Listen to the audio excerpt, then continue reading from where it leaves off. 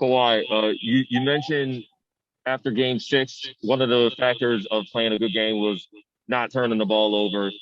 You had the ball in your hands plenty, 9 assists, no turnovers. How were you able to take what you said about the last couple of games and apply it to your own game tonight? Just staying focused, knowing where my teammates are, just staying poised, and just keeping faith, you know what I mean? Just trying to win a basketball game. But at the same time, you got to be aggressive all night and, don't try to make the game be perfect. Thanks. Go to Tim. Tim McMahon, ESPN. Kawhi, what do you think of what Luka Doncic did in this series and the challenges that he presented you guys? Oh man, he did everything. I believe I don't know how many 40-point games he had. I believe three or four. Shooting it very efficiently from three for sure, off the dribble shots. Just doing it all for his team. He's a great player. You're gonna see him for many years to come. He's playing at his own pace. He's making it look easy out there. Thanks. Go to Mark Medina. Hi, Kawhi. Congrats on the win. I know obviously Utah is a really tough opponent, but what sort of big picture carryover do you think the team can have with just what you guys went through in the first round? Just seeing, how hard we play pretty much. Just trusting each other. The same thing you need to have to be the last team standing. But it's going to be a different challenge next series. It's a different team.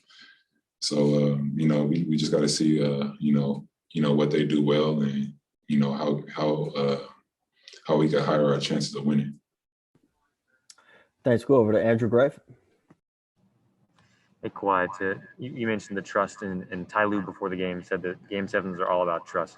How did you see throughout this series trust build within this roster? I think just as we watch film and we've seen that we're leaving each other on islands, mainly on the defensive end. Nobody's really selfish on the offensive end on this team. That's up to me and PG and playmakers on the offensive end not to be selfish, because at times you feel like you got to do it all. But these games aren't won with just one or two great players. You need a whole 17 or 16 players that you have, guys on the bench clapping, letting you know what's going on, and the rotation players. So, I think we had trust at the beginning, but we just had to dial in on what we were doing. Thanks. Go to Ohm. Hey, Kawhi.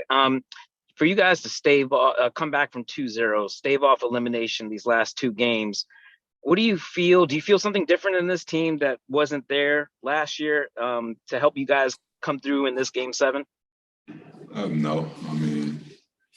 I think I said this. I'm not thinking about last year. I'm thinking about what are we doing today, and what the next step is tomorrow. So, I'm glad that we showed character, we showed poise when we went down 2-0 going on the road in that Game 3. That meant a lot to me this season. Obviously, it got us to this next round, but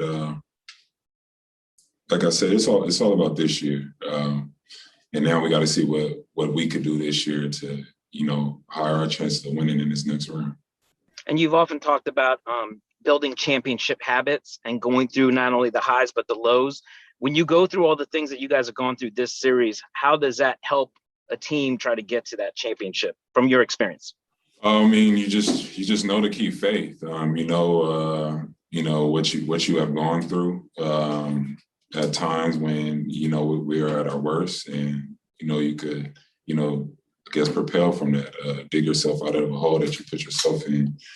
It just gives you that confidence, I believe. But that being said, this is one series, and we have to focus on the next one. Thanks, Ohm. We got time for two more. We'll go to Tomer. Hey, Kawhi, congrats on the win. I wanted to ask you about Terence. After Game 5, he had that kind of layup that he probably should have taken that he passed up, and I see he's kind of down on himself. Just what was the last couple of days like for, in terms of his confidence building, coming in and really, helping you guys out there on the court ever since that Game 5 sort of blunder he had? When did you see that he was down on himself? Well, after he passed up the shot, he kind of grabbed his head like this, and PG tapped him on the head saying it was all right. I mean, I don't think he was really down. I mean, obviously, it was a learning experience for him. But that being said, we just stayed positive with him. He was still positive. He wasn't walking around sad, talking about the same shot over and over. We all have those mistakes, throughout our whole career. If it's a Game 7 game, or if it's your first game of your NBA career. So it's about moving forward. It probably won't be the last time. He's going to think he should have did something. It's the game of basketball. We all think that. Woulda, coulda, shoulda type of moments. And it's just about moving forward and making sure you are smarter in those situations. Thanks, Tamara. And the last question we'll take from Ramona. Hey, Kawhi, you had a really interesting answer, I thought, the other night when Rachel asked you about your experiences in previous Game 7s or experiences of big playoff moments, and you said you really don't think about the past.